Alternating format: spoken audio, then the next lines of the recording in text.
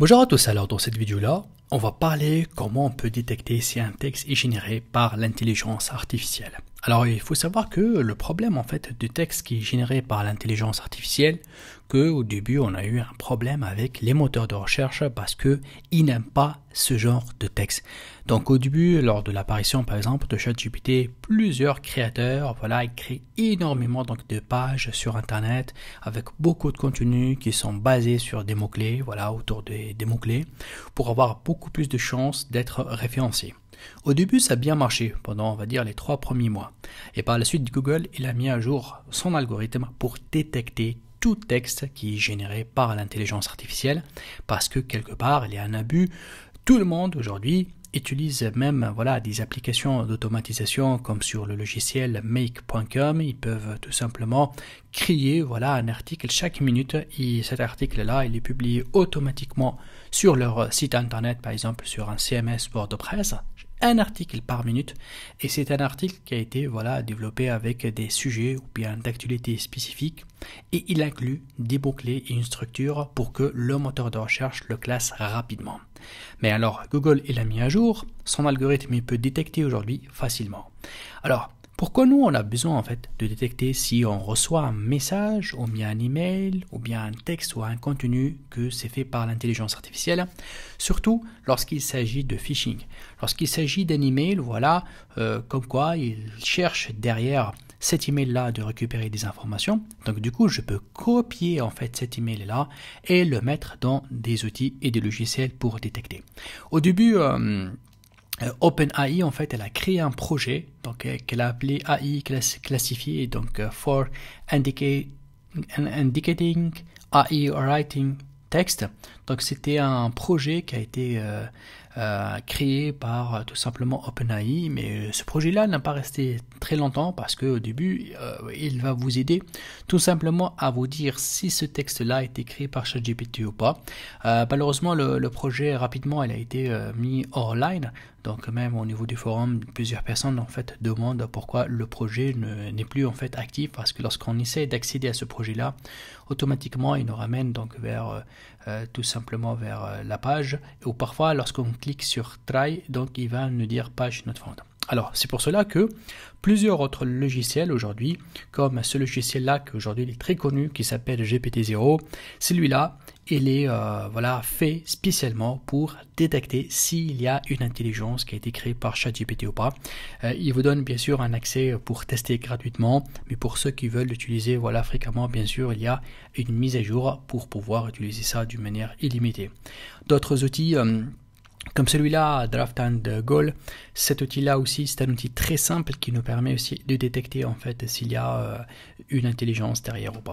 Donc je vous laisse aussi un article là qui a été fait par le blog du modérateur en fait qui a bien travaillé pour comparer ces deux outils-là et présenter un petit peu le retour d'expérience. Alors si je descends ici un petit peu, parfois on peut détecter rapidement que c'est un email ou bien qui vient de ChatGPT. Parfois il y a des informations qui sont un peu anciennes, que c'est vrai que pourtant qu'aujourd'hui que le ChatGPT il a accès à internet, il a accès à des informations qui sont plus ou moins mis à jour, mais quand même on va sentir que parfois il y a des connaissances qui sont un peu anciennes, mais aussi bien qu'il n'a pas une profondeur dans les sujets. Ça c'est très important. C'est vrai qu'il connaît beaucoup de sujets, mais son problème qu'il n'a pas une profondeur, ça veut dire on peut pas sentir qu'il est expert à un point de convaincre un autre expert. Donc ça, il faut faire très attention par rapport à ça. Aussi bien le style d'écriture, donc ça reste toujours ChatGPT avec un style un peu spécial. Il peut s'approcher de style humain, mais il n'est pas à 100%. Et surtout, moi, je suis tout à fait d'accord sur ça. ChatGPT ne fait pas de faute d'orthographe. Bon, il fait, mais très très rare. C'est vrai que c'est une bonne chose, mais si on reçoit un email et tellement il est parfait cette mail là, c'est là où il faut mettre faut poser les questions. Est-ce que c'est un email qui a été envoyé par un être humain qui utilise une machine et que c'était tout simplement un vrai expéditeur, ou bien tout simplement c'est un pirate qui est derrière qui essaie d'envoyer un email pour récupérer des données et on peut le considérer comme email de phishing.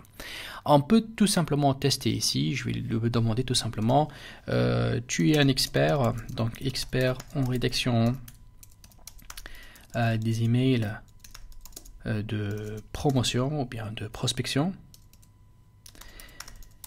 je veux que tu rédiges un email pour convaincre, ou bien pour tout simplement pour vendre un site web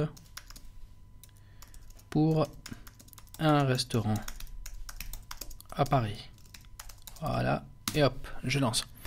Donc du coup, bien évidemment, il va essayer donc de rédiger tout cette mail-là. Donc il a une forme, un style un peu spécifique. C'est vrai que c'est très rapide.